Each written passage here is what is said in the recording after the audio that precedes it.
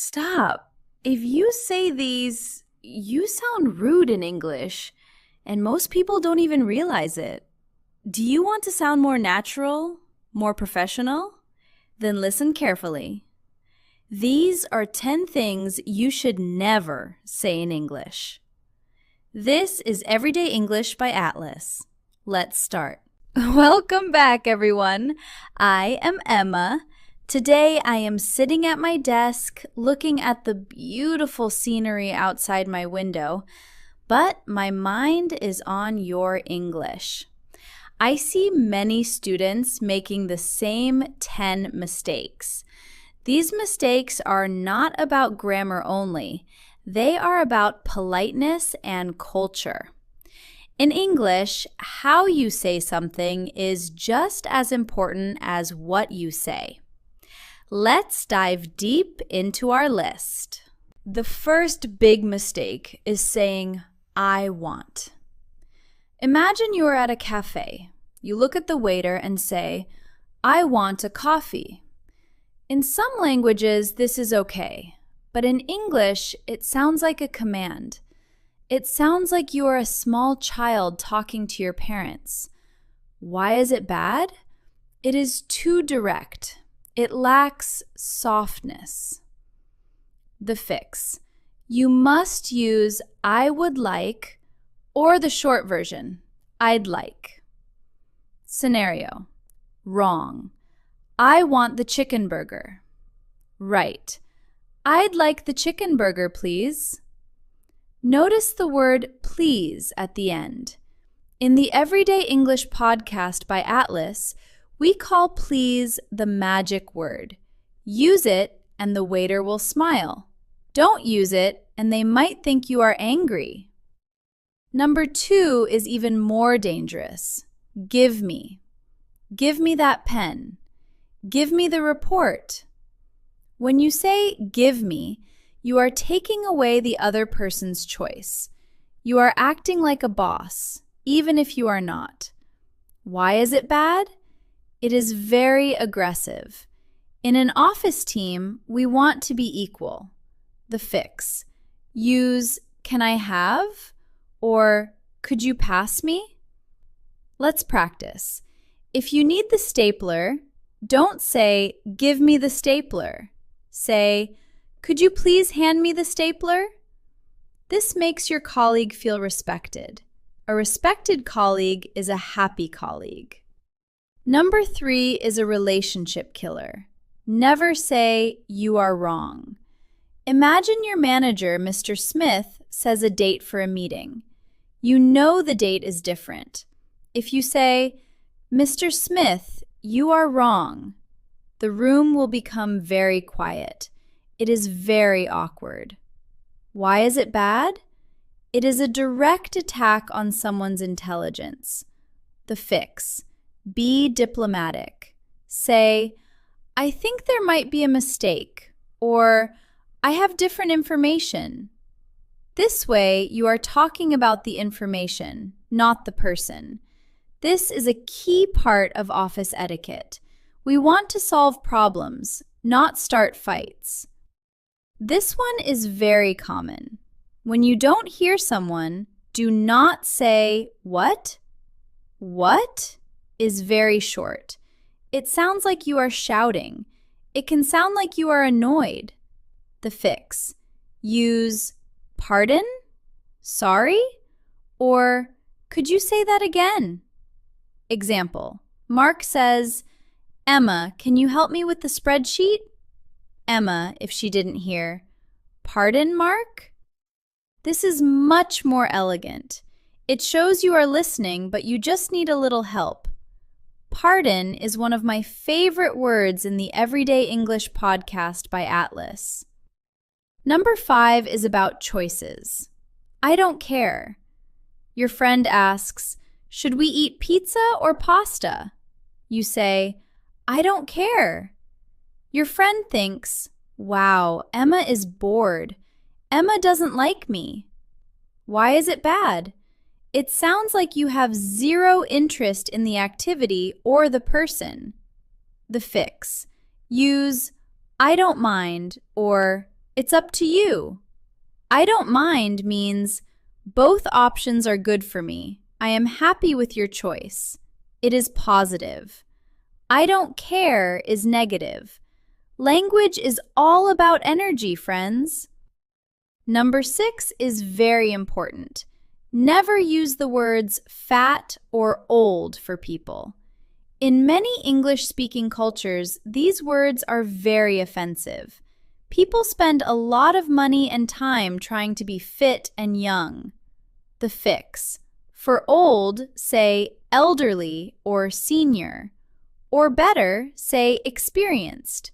For fat, say overweight if you are a doctor. If you are a friend, just don't talk about it. Focus on their strengths and their personality. In the Everyday English podcast by Atlas, we believe in kindness.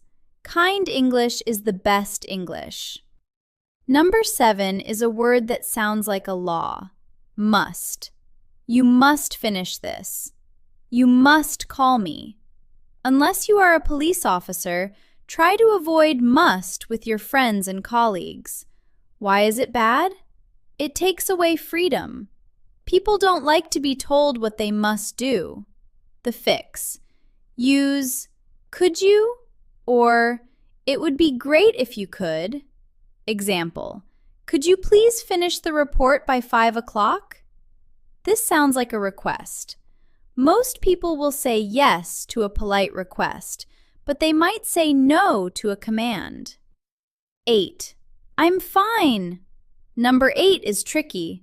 I'm fine. In movies, when someone is angry, they say, I'm fine, and walk away. In real life, if you say, I'm fine, with a short, cold voice, people will think you are very angry at them. The fix. If you are good, say, I'm doing well, thank you, or I'm great. If you are busy, say, I'm a bit busy, but I'm okay. Don't use I'm fine to hide your anger. It creates confusion in the team. Number 9 is a big grammar mistake. Explain me this. I hear this every day. But you cannot explain a person. The fix. You must say, explain this to me. The word to is very important here. Let's practice. Could you please explain the project to me? Can you explain the rules to me? If you use to, you will sound like a much more advanced speaker. It is a small change that makes a big difference. And finally, number 10. I am boring. I hear students say this when they are at home with nothing to do. Emma, I am boring today. I say, oh no, why are you a boring person? Why is it bad? Boring describes a person's character. If you are boring, you are not interesting. The fix. You mean I am bored. ED is for your feelings. ING is for the thing that causes the feeling. Example. The movie is boring, so I am bored. You are never boring, my friends. You are all wonderful students of the Everyday English podcast by Atlas. Now that we have our list of 10, let's talk about why we avoid these phrases. In English, we have something called indirect speech. We use more words to be more polite. Give me water is 3 words. Could I please have some water is 6 words. In an office like the one I am in now, politeness is like oil in a machine. It makes everything go smoothly. When I talk to Mark or Mr. Smith, I use could you, I'd like, and pardon. Because of this, they think I am a professional and a kind person.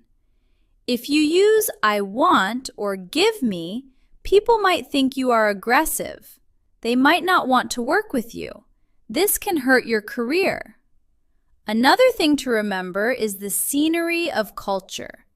In some countries, being direct is a sign of honesty.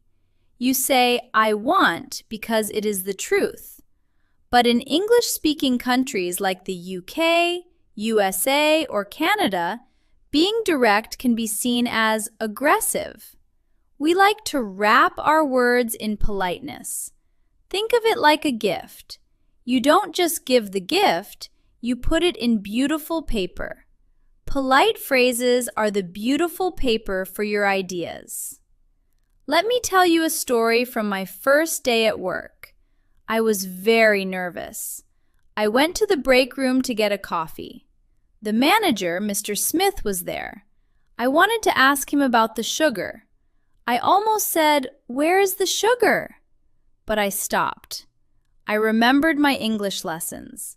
I said, "Excuse me, Mr. Smith, could you tell me where the sugar is, please?" Mr. Smith smiled and showed me. He thought, Emma is very polite. If I said, "Where is the sugar?" he might think I was rude. Small words change your daily routine and your relationships. Now, let's do a challenge. I will say a bad sentence and you must say the good version out loud. Ready? 1. Bad. I want a sandwich. You say, I'd like a sandwich, please. 2. Bad. What did you say? You say, pardon, or could you repeat that? 3. Bad. You are wrong about the time. You say, I think there might be a mistake with the time. 4. Bad. Give me the phone. You say, can I have the phone, please? 5. Bad. I am boring. You say, I am bored. Excellent. If you practice these out loud, your brain is starting to learn the new polite paths. This is how we master English at the Everyday English podcast by Atlas.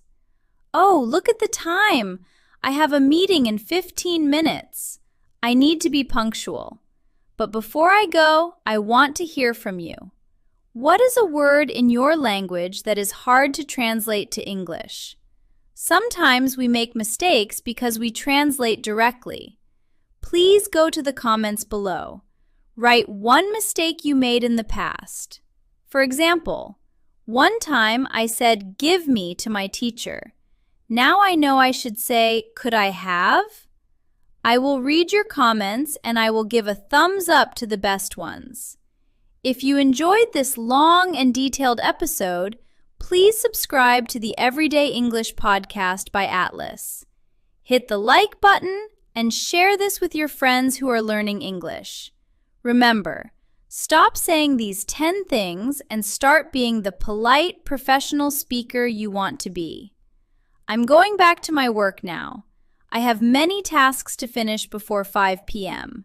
Stay confident, keep practicing, and I will see you in the next episode. Bye-bye!